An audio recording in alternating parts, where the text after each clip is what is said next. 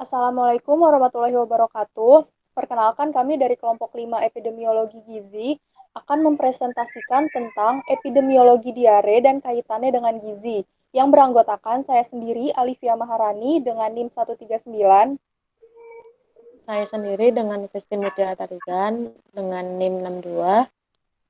Dan saya sendiri Nabila Aulia Inaya dengan NIM 119.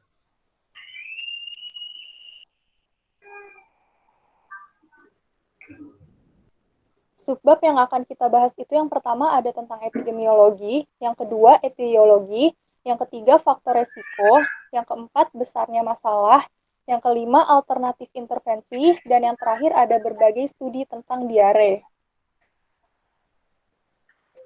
Di sini terdapat definisi diare menurut WHO, yaitu suatu penyakit yang ditandai dengan perubahan bentuk dan konsistensi tinja yang lunak atau cair, dan dengan frekuensi buang air besar yang lebih dari biasanya, yaitu 3 kali atau lebih dalam sehari, yang mungkin dapat disertai dengan darah atau lendir dalam tinja. Menurut Depkes RI 2003, diare adalah penyakit yang ditandai dengan perubahan bentuk dan konsistensi feses melembek sampai mencair dan bertambahnya frekuensi buang air besar atau BAB lebih dari biasanya. Lazimnya itu 3 kali atau lebih dalam sehari. Selanjutnya, pembahasan yang akan kita bahas adalah tentang epidemiologi dari diare. Nah, yang pertama itu kita akan membahas agent, host, dan environment dari diare. Diare ini agentnya adalah biasanya manusia, di mana diare itu merupakan gejala infeksi pada saluran usus yang dapat disebabkan oleh berbagai organisme bakteri, virus, dan parasit. Nah, bakteri, virus, dan parasit ini merupakan agent dari diare. Lalu, infeksi ini menyebar melalui makanan atau minuman yang terkontaminasi atau dari orang ke orang sebagai akibat dari kebersihan yang buruk. Jadi environment di sini itu adalah kebersihan yang buruk atau lingkungan yang kotor biasanya. Nah, di sini ada 3 tipe dari diare. Yang pertama itu ada acute watery diare, lalu acute bloody diare atau biasa disebut dysentery, dan yang ketiga itu ada persistent diare. Akut watery diare itu dimulainya secara tiba-tiba, terdiri dari keluarnya sejumlah besaran kotoran cair tanpa darah. Gejala utamanya itu biasanya menetap kurang dari 7 hari, tetapi bisa bertahan paling lama hingga 2 minggu. Nah, akut watery diare ini bisa disertai muntah dan demam, tetapi juga dapat menimbulkan masalah yang lebih besar, seperti dehidrasi. Nah, hal ini disebabkan oleh perubahan keseimbangan absorpsi dan sekresi. Agen penyebab diare tipe ini adalah rotavirus, Campylobacter, Salmonella non-typhoidal, Escherichia coli, enterotoxigenic vibrio cholera, dan sebagainya. Lalu yang kedua ada akut bloody diare atau biasa disebut dysentery. Nah, diare tipe ini itu ditandai dengan adanya bekas darah pada tinja. Penyebabnya adalah rusaknya lendir usus di usus besar akibat agen eksternal seperti Shigella dysenteriae, Salmonella non-typhoidal, Entamoeba-histolica, dan Campylobacter. Penurunan berat badan yang cepat adalah konsekuensi yang paling sering terjadi dari diare tipe ini. Lalu jenis yang terakhir itu persisten diare. Durasi dari diare tipe ini lebih dari 14 hari dan dapat dimulai dari diare akut atau dysentery. Diare tipe ini dapat mengakibatkan penurunan berat badan yang signifikan dan risiko dehidrasi. Agen penyebabnya adalah Shigella enteroagregatif E. coli, Cryptosporidium, dan Giardia. Nah, di sini ada prevalence diare di Indonesia. Sumbernya dari data Riskesdas tahun 2018. Nah, di sini prevalensi diare berdasarkan diagnosis nakes dan gejala menurut provinsi tahun 2013 sampai 2018. Nah, yang oranye itu adalah prevalensi diare di tahun 2018 dan yang biru itu di tahun 2013. Di sini bisa kita lihat bahwa prevalensi diare pada tahun 2018 itu meningkat dari tahun 2013, di mana 2013 itu angka prevalensi nya adalah 7 dan tahun 2018 itu adalah 8.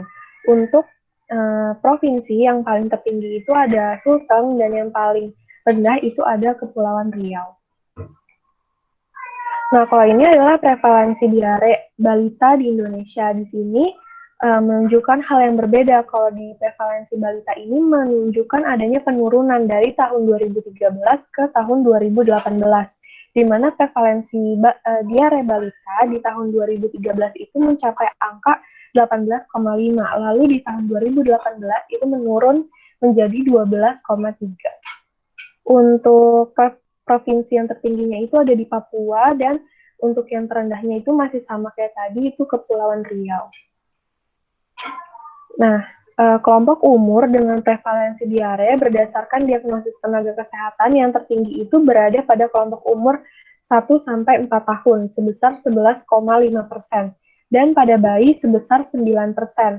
Selain itu, kelompok umur yang sudah lansia 75 tahun ke atas juga merupakan kelompok umur yang prevalensinya itu tinggi, yaitu sekitar 7,2%.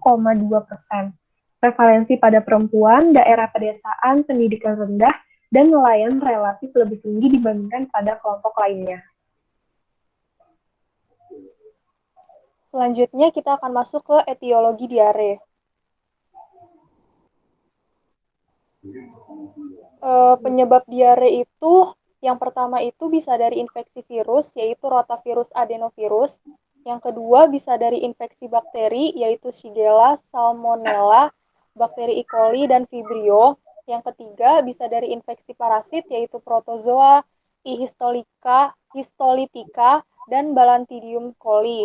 Yang keempat itu bisa dari cacing perut, contohnya Ascariasis, Tifuris, Staphylococcus, dan jamur Candida.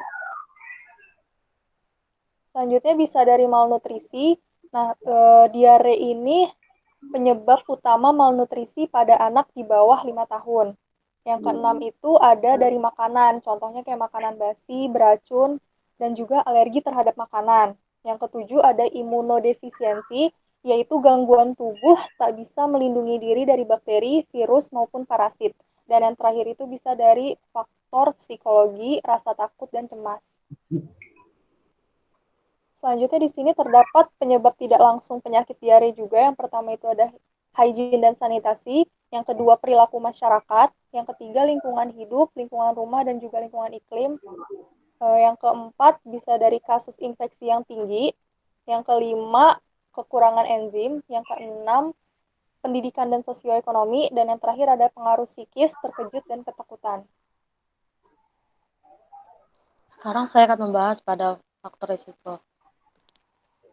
Di sini ada faktor risiko pada faktor pendidikan, sosial ekonomi, umur balita, faktor gizi, dan faktor makanan dan minuman yang dikonsumsi. Pada faktor pendidikan ini, menurut penelitian Sulisna Dewi, bahwasanya pendidikan yang SMA di atas lebih baik daripada pada pendidikan di bawah SMA. Dikarenakan semakin tinggi tingkat pendidikan orang tua, maka semakin tinggi juga tingkat kesehatan pada keluarga. Pada faktor sosial ekonomi juga mempunyai pengaruh langsung terhadap faktor-faktor penyebab diare.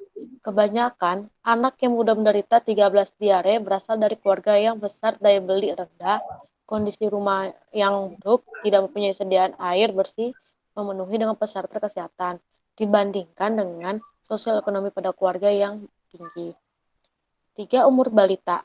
Pada menurut Toto Hamajob tahun 2007, sebagian besar diare terjadi pada anak di bawah usia 2 tahun.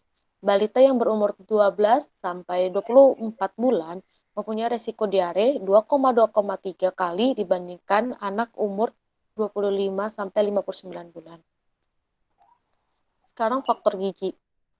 Faktor gizi, diare menyebabkan gizinya kurang dan memperberat diarenya. Oleh karena itu, pengobatan dengan makanan baik merupakan komponen utama untuk penyembuhan diare.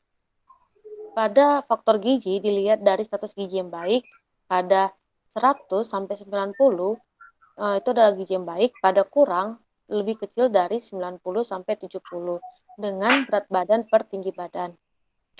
Menurut Sutoso tahun 92 menjelaskan bahwa interaksi gizi kurang dan diare merupakan lingkaran setan.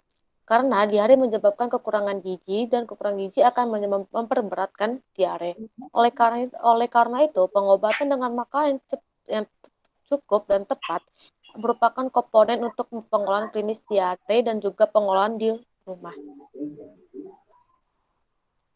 Selanjutnya, ada faktor terhadap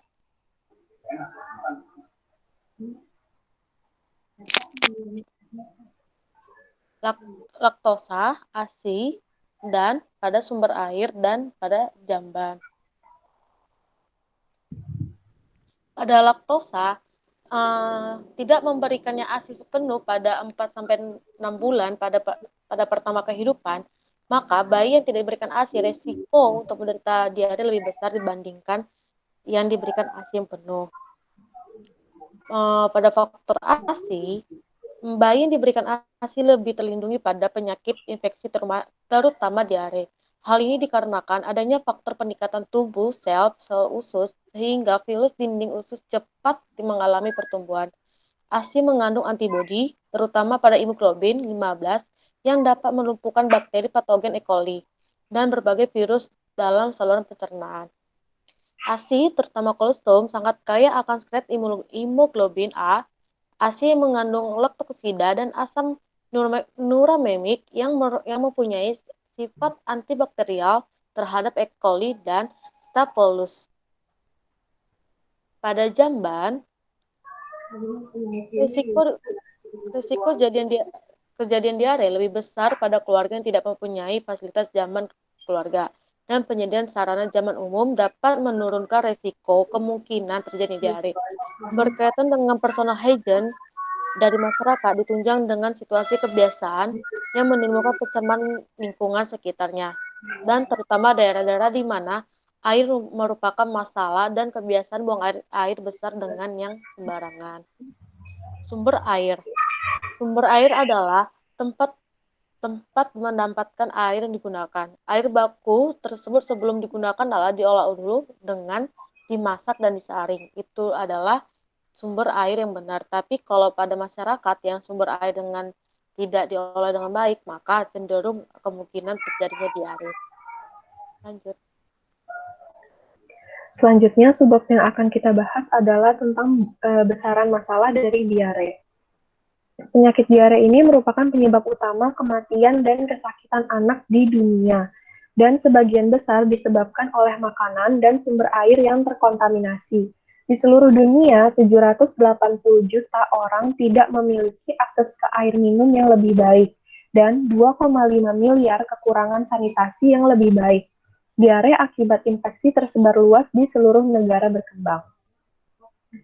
Nah, di sini ada besaran masalah dari beberapa sumber. Yang pertama itu dari CDC, itu tahun 2015 menyatakan bahwa 1 dari 9 anak di dunia meninggal akibat penyakit diare. 2.195 anak meninggal setiap harinya akibat diare, dan 801 juta anak meninggal setiap tahunnya akibat diare. Lalu, WHO menyatakan bahwa pada tahun 2017, WHO itu menyatakan secara global ada hampir 1,7 miliar kasus penyakit diare pada anak setiap tahun. Lalu di penelitian Tiam dan kawan-kawan itu pada tahun 2017 menyatakan bahwa pada tahun 2013 dari total jumlah 6,30 juta anak di seluruh dunia tercatat sekitar 3,20 juta kematian anak di bawah usia 5 tahun. Kematian anak tersebut disebabkan oleh penyakit menular, di mana lebih dari 500.000 anak disebabkan oleh penyakit diare. Nah, hal ini membuat penyakit diare ini menjadi penyebab kematian kedua pada anak di bawah usia 5 tahun. Diare merupakan penyebab utama dari malnutrisi, dan anak-anak yang kurang gizi biasanya lebih memungkinkan untuk sakit diare. Nah, di sini juga dijelaskan bahwa anak dengan HIV itu memiliki 11 kali risiko lebih tinggi dari tingkat kematian anak-anak yang tanpa HIV. Nah, diare pada anak usia dini di negara berkembang juga memiliki angka kematian hampir 1 juta setiap tahunnya.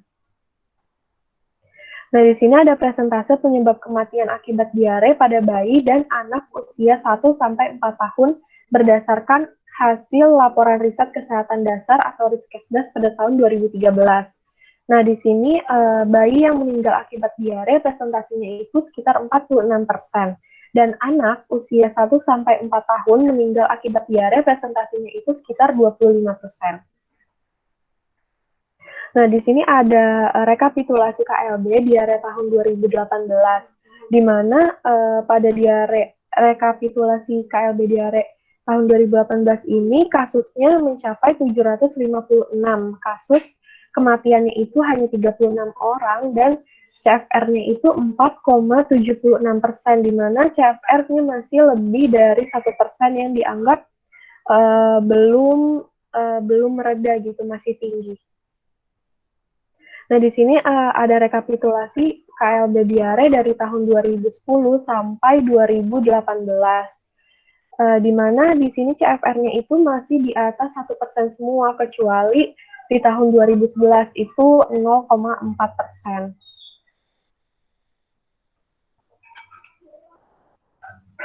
Selanjutnya kita masuk ke alternatif intervensi dari penyakit diare.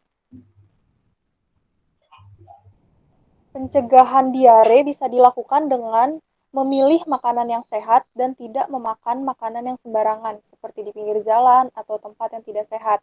Selalu mencuci tangan, menggunakan air bersih yang cukup, dan juga menjaga kesehatan jamban, serta pemberian ASI eksklusif dan pemberian makanan pendamping ASI untuk bayi.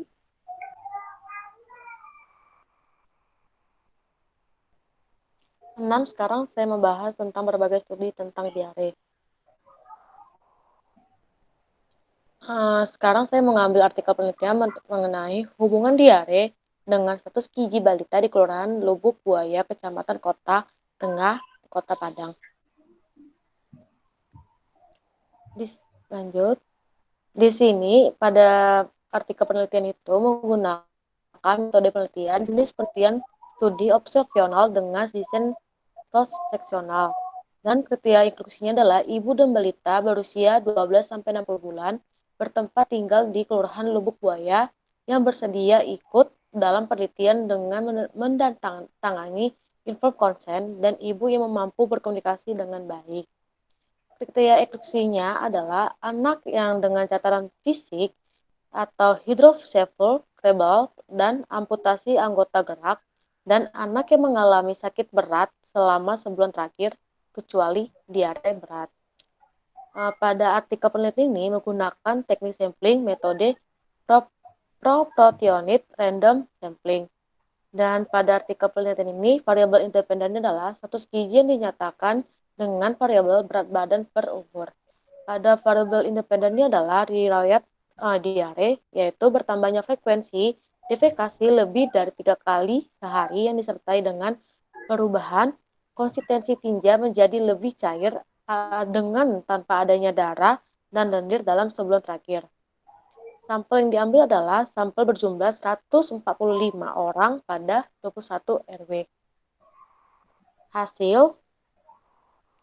Hasil dari artikel penelitian ini ialah hasil Universitas ini menunjukkan terdapat balita yang berstatus gizi baik sebanyak 84,1% dan status gizi kurang 13,8% dan status gizi buruk sebanyak 2,1%. Dan terdapat 25,5% balita yang pernah mengalami diare dengan rata durasi diare 3 hari, dan hasil analisis bivariat menunjukkan tidak terdapat hubungan bermakna antara diare dengan status gizi pada berat badan per umur pada balita di Kelurahan Lubuk Buaya dengan nilai P-value-nya adalah 0,742. Simpulan pada artikel penelitian ini adalah penelitian ini memperlihatkan bahwa tidak terdapat hubungan antara diare dan status gizi balita di Kelurahan Lubuk Buaya, Kecamatan Kota Tangkah, Kota Padang. Berikut ini merupakan daftar pustaka dari diskusi kami mengenai diare. Sekian presentasi dari kelompok 6, kurang lebihnya mohon maaf. Wassalamualaikum warahmatullahi wabarakatuh.